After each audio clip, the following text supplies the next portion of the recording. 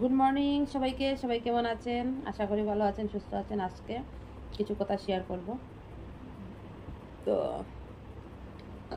ঘরে শুধু আমি একা, মেয়ে স্কুলে, বর ডিউটিতে, আর ফ্যান চলছে। ফ্যানের আওয়াজ শুনতেই পাচ্ছেন, ফ্যান চলছে কারণ গরম পড়ে গেছে, ঠিক আছে? সেই কারণে ফ্যান তো একদম রাতে, পুরো রাতে ফ্যান চলে। তো কথাটা হচ্ছে এইটাই, খুশির খবর, ঠিক আছে আমার কাছে। কারণ আমার এইবার মানে আমার হাত পা একদমই ফুলছে না, ঠিক আছে?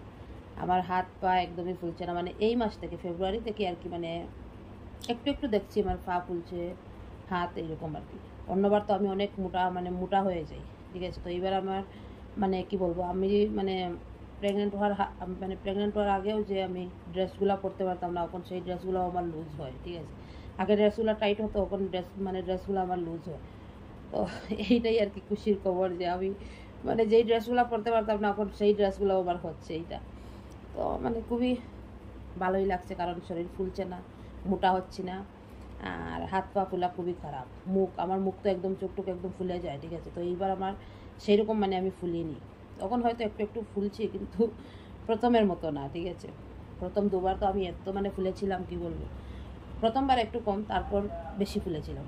পরের বার বেশি ফুলেছিলাম, আমার হাত পা মুখ একদম কি বলবো, চোখটুক একদম ডেকে গেছিলো, এরকম ফুলেছিল।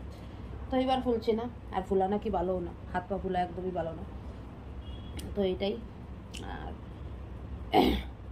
এইবার সব কিছুতেই মানে খুব একটা মানে ইয়ে লাগছে না, ঠিক আছে? তো এইটাই বলার ছিল, আর কি বলবো।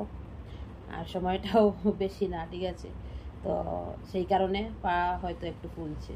তো ডাক্তারও বলেছেন যে এখন একটু পা হাত একটু একটু ফুলবে, কারণ পেটটা যত নিচের দিকে নামবে পায়ের মধ্যে গিয়ে মানে চাপটা বেশি পড়বে, তো সেই কারণে পা ফুলতেই পারে। তো এইটাই। সবাই ভালো থাকবেন, সুস্থ থাকবেন। আর কি বলবো, রান্না বান্না